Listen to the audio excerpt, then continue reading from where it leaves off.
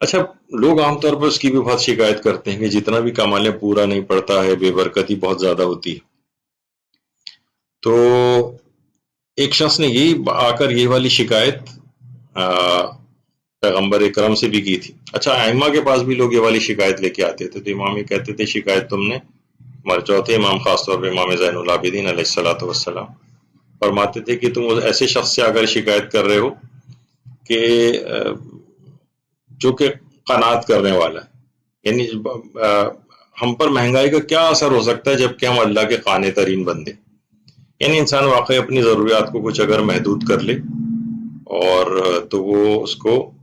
قناعت کی صفت جو ہے وہ اگر وہ حاصل کر لے تو بہت اس کی زندگی آسان ہو سکتی ہے، مہنگائی کا بہت زیادہ اس کے اوپر اثر نہیں ہوگا، پہلی ضروریات اس کی کم ہے۔ بہرحال آیا وہ اور آ کے کہا کہ یا رسول اللہ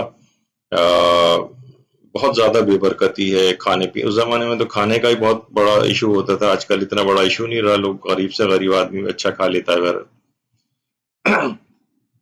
تو پیغمبر نے اس سے ایک جملہ ارشاد فرمایا کہ تم آیت الکرسی کی تلاوت سے کیوں غافل ہو، اور کہا کہ اس آیت الکرسی کو جس طعام اور غذا کے اوپر پڑھا جائے گا اور کھانے کی چیز پر پڑھا جائے گا تو اللہ اس غذا اور طعام میں برکت پیدا کر دے گا۔ خواتین بھی گھر کے کھانوں کو پکاتے وقت اس پر آیت الکرسی پڑھ دیا کریں تو ایک برکت کا باعث بھی ہوگا، اور کھانوں کے ذریعے بھی آپ کو پتہ ہے کہ ہمارے کتنی بیماریاں کھانوں سے پھیلتی ہیں، خاص طور پہ باہر کے جو کھانے وغیرہ ہوتے ہیں، تو اس سے پہلے آیت الکرسی کی تلاوت اگر کی جائے، اور ایک روایت کے مطابق اگر سورہ قریش کی تلاوت کی جائے تو کھانے کے مضر اثرات سے وہ شخص محفوظ ہو جائے گا، تو کھانے کے اندر بہت سارے مضر چیزیں بھی اس کے اندر جا سکتی ہیں، جراثیم جا سکتے ہیں۔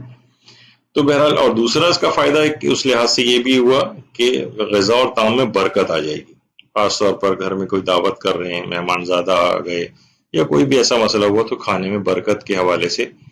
اور طعام میں برکت کے حوالے سے، روزی میں برکت کے حوالے سے آیت الکرسی کی تلاوت